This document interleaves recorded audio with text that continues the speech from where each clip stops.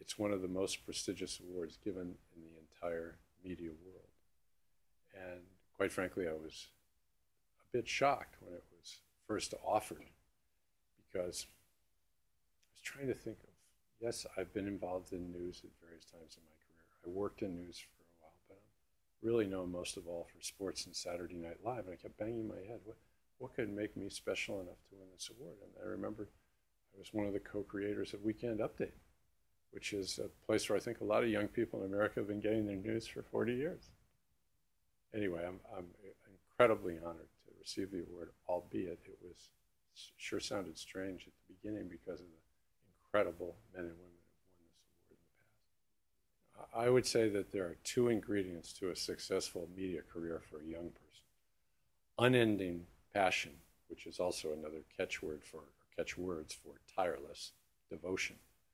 And the other is unrelenting curiosity.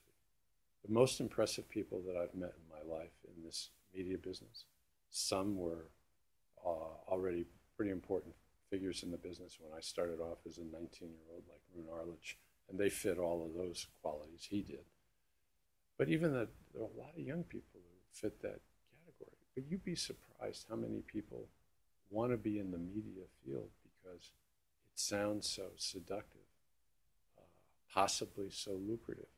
And those are all reasons to seek a career in this business, because the early years, while you make a reputation and get a hands-on education, they do not come with perks or a bright lifestyle. And most of all, they don't really happen with a lot of time for a personal life. I think the RTDNA is made up of the true heroes of the media business, because in every local community in America, even more today than it was true 25 or 50 years ago, the local TV and radio stations are the main contact that those communities have with the world.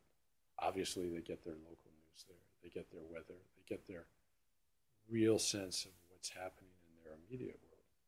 But more and more, as local stations have more and more time to do local news, those local stations, thanks to great industry things like the NBC News Channel, they really can tap into the top world stories as well.